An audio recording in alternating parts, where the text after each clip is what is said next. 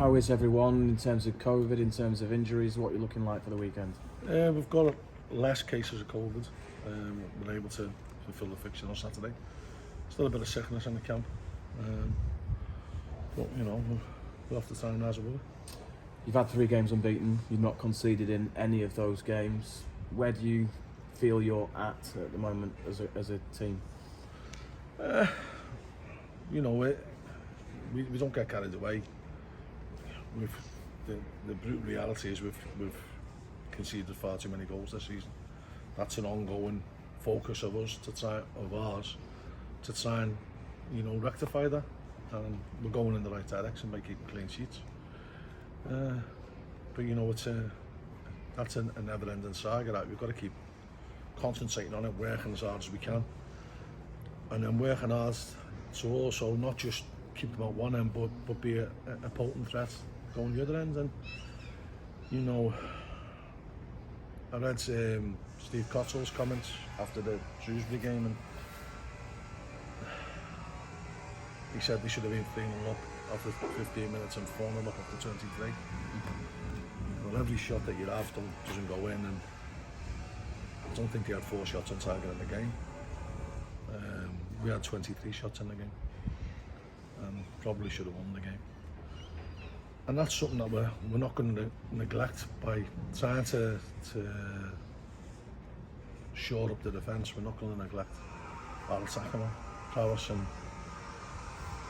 you know, the good teams do them both ends, operate well at both ends, and that's what we're trying to achieve here. Why do you think you've had those clean sheets? Have you done anything differently? Is there a bit of a change of mentality from the players? What do you think it might be? No, but look, it's the first thing. So, if we go back to the Shrewsbury game, they had a couple of chances early on. If I go back to the Rotherham game, they had a couple of chances early on. Go back to the Bolton game, they had a couple of chances early on. They didn't go in. And that's a combination of good blocks, good saves and bad misses. When you're going through a bad spell, all them are going in. And then once they're going in, you're behind the 8 ball, you're playing catch up, and invariably you lose the game. So a little bit of luck. I'd like to think good coaching. I keep banging this drum about how good our coaches are. You know, Jimmy and John Coleman. And they have put extra effort into trying to show them up that we've had to tinker with the system as well, which has been my responsibility, and the formation. But it's a lot of hard work. And as I said before, they do get coached well. You know, I watch the coaching sessions every day. They're second to none, I think, anyway. And the players are taking on board what we're trying to do. And then, you know, the spirit in the camp gets better when you start winning games or you start getting clean sheets. So it's like a cyclic thing, you know. To get one thing right, something else has to fall into place, and for that to fall into place, the other thing has to be right. So, you know, the people are going about team spirit, and people have made a lot of it over the years about how good a team spirit we have. Best way of fostering a team spirit is win games. Please believe me, I've been doing it long enough to know that. But we have got a good set of lads who do want to work hard for each other. You're 10th in the table, you're only 9 points up for playoffs. You're always looking up as a management team. What do you think you might be able to achieve this season? But always we're looking at the next game, to be honest. You know, our first focus is trying to stay into this league for next year, which hopefully we will. You know, there's no guarantees of that. And then, you know, try and kick on like we did towards the back end of last season. Historically, we finished season strong. I think we have a good training regime that gets the fitness into the lads early on, and then we try and keep them fresh for games, but we try and work them out when we can. And I think we have got a fit set of lads who are keen to run. And you know, if you look at our run stats over the last couple of weeks, not many people drop below 10k in a game.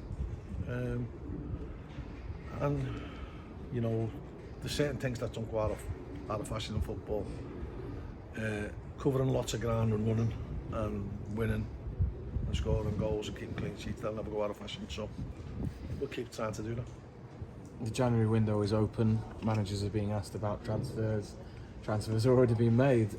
How far have you got with your pursuit of new additions? Yeah, I've got hopefully 3 coming in between this afternoon and tomorrow afternoon. And possibly another 1 to come in. Are they loans or permanent? We're hoping 3 of them are going to be permanent, and 1 I don't know whether it'll be a loan or a permanent.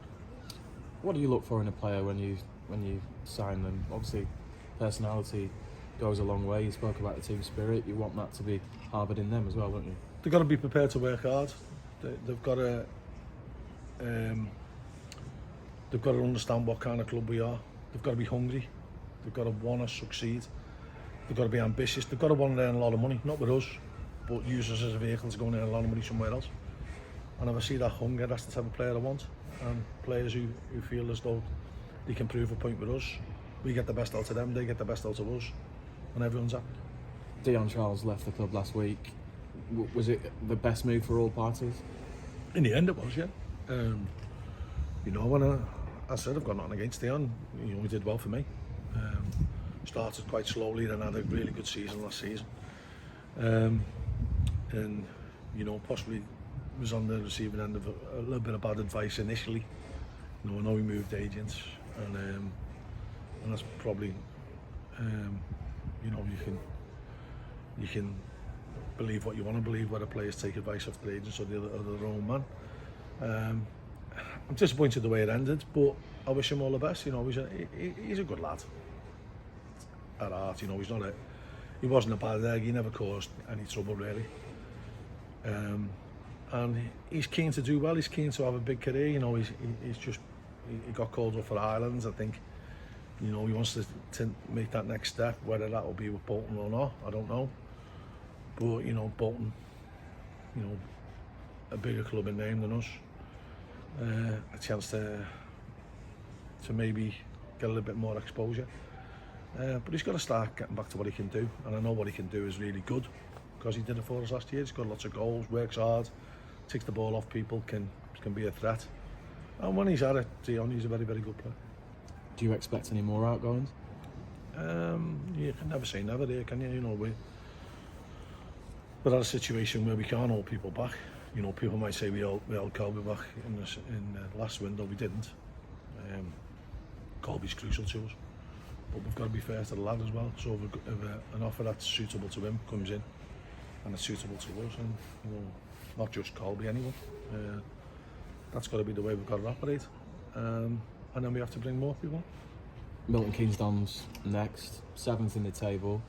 Imagine when you drive into the car park here, there's a real buzz on a Saturday afternoon, and excitement. You've created a culture here, really, of excitement. What are your thoughts on playing Milton Keynes here? I think it'll be a smashing game. You've got 2 teams who want to play football. You can see the pitch there. You know, at this time of the year, probably, if not the best, one of the best in the league. So both teams will be able to play on it. They play some unbelievable football, really good to watch. I've watched them quite a bit this season, and they excite me.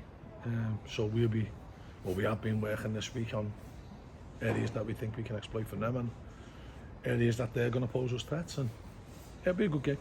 How important are the fans here, John? I know you've always spoken so highly of them, but now the atmosphere seems to have cranked up a notch.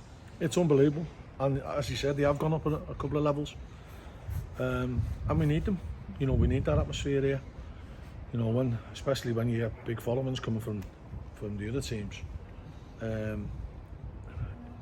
We'll never ever get out-shouted by anybody here, that's for sure. A lot of the time they go away with 300 or 400 and out-shout 15,000. So they've been very, very supportive, and I know the players really appreciate it. And when they crank up the pressure on the opposition with the atmosphere, you can see it gives our lads a lift. You can see the adrenaline pumping through our lads. Do you want to go forward more? Do you want to attack more? Do you want to play with a bit more of a purpose? And that's the beauty of football with fans, and that's why I said last year it was like eating a sweet with a paper on. You know, it's not the same.